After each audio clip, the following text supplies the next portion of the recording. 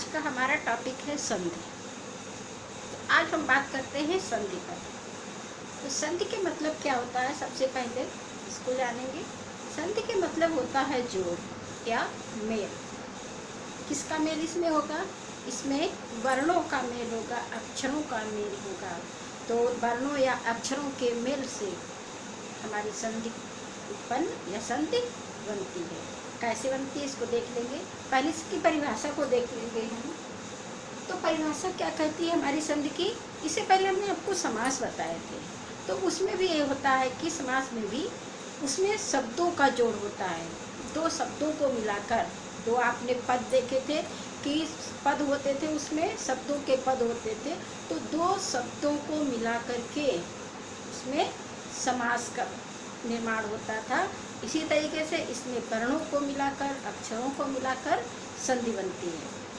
तो परिभाषा क्या कहती है कि दो निकटवर्ती वर्णों के परस्पर मेल से जो विकार होता है उसे संधि कहते हैं। अब विकार क्या होता है? विकार के मतलब होता है जो परिवर्तन होता है। दो अक्षरों के मिलने से, दो वर्णों के मिलने से जो परिवर्तन होता है उसे संधि कहते हैं, या उससे संधि का निर्माण होता है। देखेंगे। अब बात करते हैं कि संधि के प्रकार की। संधि तीन प्रकार की होती है: स्वर संधि, व्यंजन संधि और विसर्ग संधि। ठीक है। तो सबसे पहले हम बात करते हैं स्वर संधि की। तो स्वर संधि किसे कहते हैं, परिभाषा को देखेंगे पहले। स्वर वर्ण के साथ स्वर वर्ण के मेल से जो विकार उत्पन्न होता है उसे स्वर संधि कहते हैं। तो स्वर वर्ण का मेल स्वर वर्ण से हो, ठीक है। तो स्वरों का मेल जब स्वरों से होता है तो उसे हम स्वर संधि कहते हैं। अभी हमें स्वर संधि ही पढ़नी है, आगे व्यंजन आएगी, उसके बाद विसर्ग आएगी। तो पहले स्वर संधि हमारी बड़ी है, इसको देखेंगे।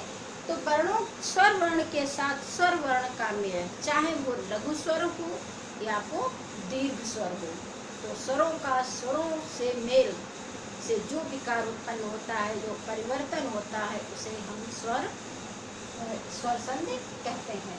अब हम बात करते हैं कि स्वर संधि के प्रकार। स्वर संधि के 5 प्रकार होते हैं, या 5 प्रकार की स्वर संधि होती है, या स्वर संधि के 5 प्रकार होते हैं। नंबर 1 दीर्घ स्वर संधि, नंबर 2 गुण स्वर संधि, नंबर 3 यण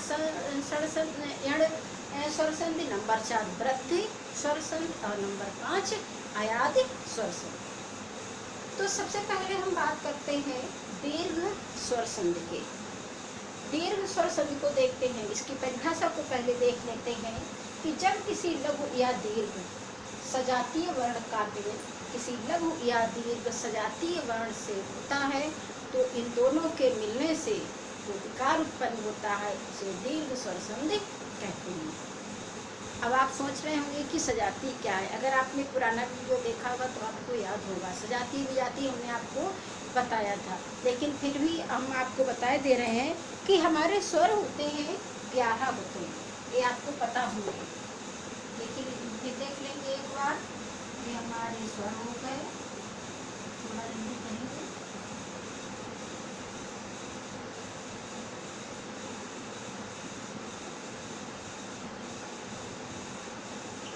ये हमारे 11 स्वर हो गए।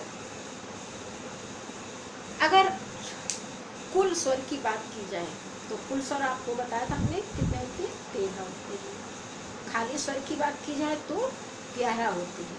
ठीक है।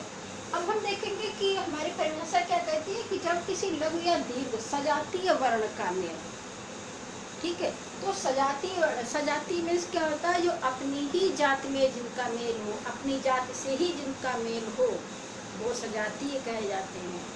तो कैसे, अब हम देखेंगे इसको।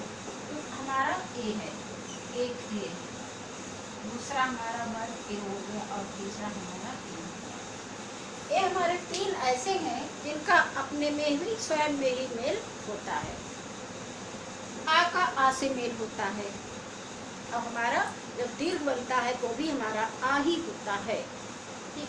इसी तरीके से छोटी और बड़ी, ये दोनों मिलकर के क्या होती है, ये हमारी दीर्घ हो जाती है, मतलब बड़ी हो जाती है। इसी तरीके से ऊ हमारा भी बड़ा हो जाएगा। तो हमारे कितने काम आ रहे हैं इसमें, हमारे दीर्घ स्वर संधि में कितनों का काम है, सिर्फ इनका काम है, इन 3 का काम है। ठीक है।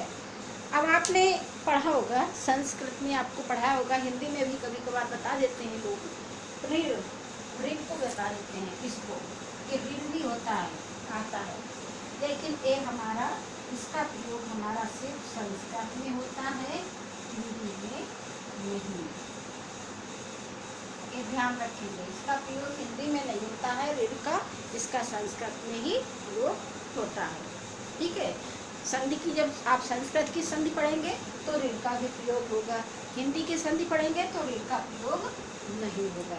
ठीक, ये हमने आपको बताने के लिए कि सजाती किन्हें कहते हैं। तो हमारे सजाती कौन से हो गए, सिर्फ यही हमारे सजाती हैं, आ इ उ, ये हमारे सिर्फ सजाती हैं, और ये हमारे हो जाएंगे विजाती, जो दूसरे से मेल करते हो, जिनका मेल दूसरे वर्णों से होता हो, जिनका दूसरी जाति से मेल होता हो, वो विजाती होते हैं, जिनका अपनी ही जाति से मेल होता हो वो सजातीय वर्ण कहे जाते हैं। अब आपकी समझ में आ गया होगा कि हमारे सिर्फ कितनों का काम है, कितने, इन्हीं में हमें लघु और दीर्घ, लघु दीर्घ, दीर्घ लघु करना है। ठीक है, इन्हीं को हमें आगे बढ़ाना है। जैसे अब हमने आ को ले लिया, सबसे पहले आ को लेते हैं, तो आ प्लस आ बराबर क्या होगा, आ प्लस आ बराबर आ प्लस आ बराबर आ प्लस आ बराबर आ। समझ में आ गया होगा कि हमारा क्या है, सजातीय है, अपनी ही जात में इसका मेल हो रहा है, अ का आ से मेल होके आ हुआ है। ठीक है, और अ का आ से मेल होके आ होगा, आ का आ से मेल होगा तो आ होगा, आ का अ से मेल होगा तो आ होगा। समझ गए होंगे, सजाती मतलब अपनी ही जात में, इनका मेल ई से नहीं होगा, इनका मेल ऊ से नहीं होगा, इनका मेल अपनी ही जाति में होगा। यानी कि आ का मेल आ से ही होगा, चाहे वो पहले लघु आ जाए या दीर्घ आ जाए, या दोनों दीर्घ आ जाए या दोनों लघु आ जाए, या पहले दीर्घ आ जाए फिर लघु आ जाए, या पहले लघु आ जाए फिर दीर्घ हो जाए। तो इसमें एक चीज और होती है, इसमें पहले का अंतिम वर्ण और दूसरे का पहला वर्ण, इनका मेल होता है। ठीक है, तो अब हम देखेंगे इसको परिभाषा, सॉरी एग्जाम्पल्स देखेंगे हम इनके।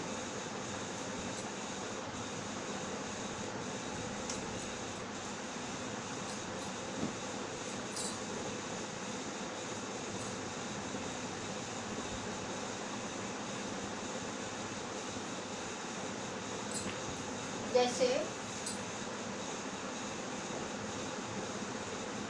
महात्मा, ठीक है,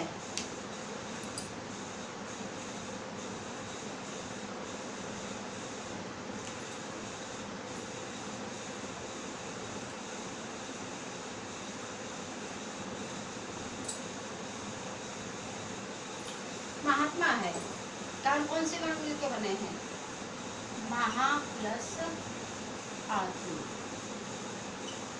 अब हम देखेंगे कि पहले का अंतिम वर्ण ये क्या हुआ हमारा, ये हमारा आ है, प्लस ये हमारा आ ही लिखा हुआ है, तो इन दोनों का मेल होके क्या हो गया, आ हो गया। ठीक है, दोनों का मेल होने से आ हो गया। ठीक, अब कैसे हो गया,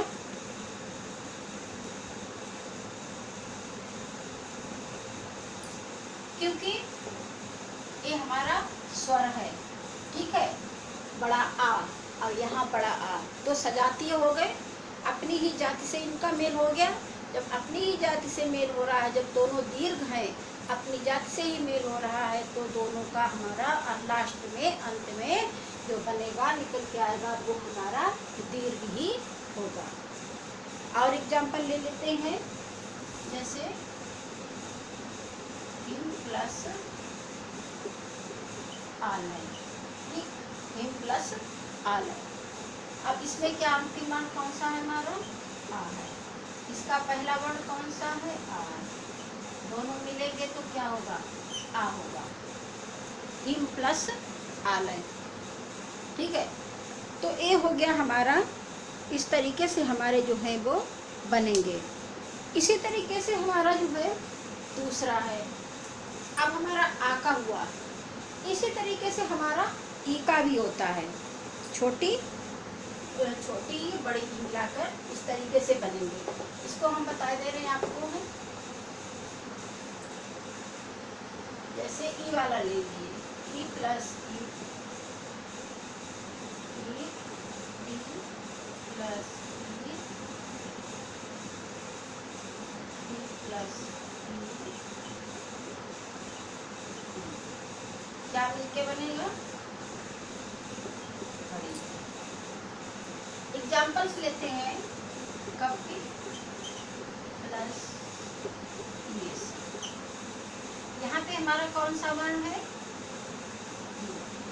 यहाँ पे हमारा क्या है? दोनों को जब मिलाएंगे तो क्या होगा? ई, ठीक है। जब दोनों का मेल होगा तो हमारा होगा ई, ठीक। इसी तरीके से हम अगला एग्जाम्पल लेते हैं, ऊ का एग्जाम्पल।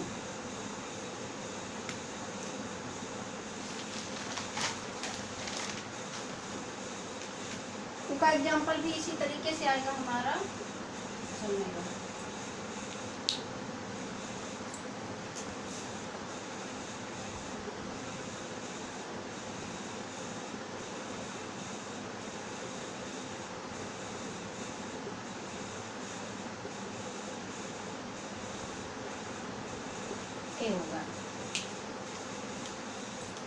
उदाहरण ले लेते हैं कि एक भानु प्लस दय, क्या होगा हमारा? भानुदय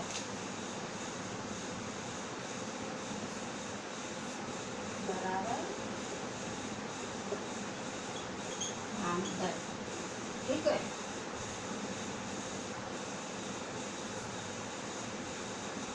सही से बना देंगे, भानुदय। अब आपकी समझ में आ गया इन तीनों का, ये तीनों जो है हमारे एग्जाम्पल्स हो चुके हैं। इसके बाद में हम आपको जब टेस्ट लूँगी तो इसी प्रकार के आपके सामने एग्जाम्पल्स आएंगे। इसके बाद विच्छेद भी बताऊंगी आपको कि विच्छेद कैसे करना है, ठीक है। तो सबसे पहले हम संधि के बारे में बता रहे हैं, इसके बाद में हम आपको विच्छेद करना भी सिखाएंगे कि विच्छेद कैसे किया जाता है। क्योंकि आपके सामने अगर पूछा जाता है और विच्छेद करने के लिए कहा जाता है विच्छेद कैसे करोगे, तो विच्छेद के बारे में भी आपको बताऊंगी फिलहाल में। तो ये थी आपकी संधि। कौन सी संधि? आपको एक संधि हो गई है दीर्घ स्वर संधि। इसके बाद में हम अगली संधि बताएंगे अगली क्लास में, और विच्छेद करना भी बताएंगे, जो कि बहुत ही महत्वपूर्ण है। बहुत ध्यान से आप लोग वीडियो देखा करिए, और कहीं पे कोई समस्या होती है तो कमेंट्स बॉक्स में कमेंट्स कर दिया करिए, ताकि हमें पता लग जाए कि आपकी समझ में आया है नहीं आया है। कोई चीज़ समझ में नहीं आती है तो आप कमेंट्स बॉक्स में कमेंट्स ज़रूर किया, लाइक भी करिए और कमेंट्स भी ज़रूर किया करिए, ठीक है। आगे की क्लास में हम आगे मिलते हैं अगले दिन, तब तक के लिए धन्यवाद।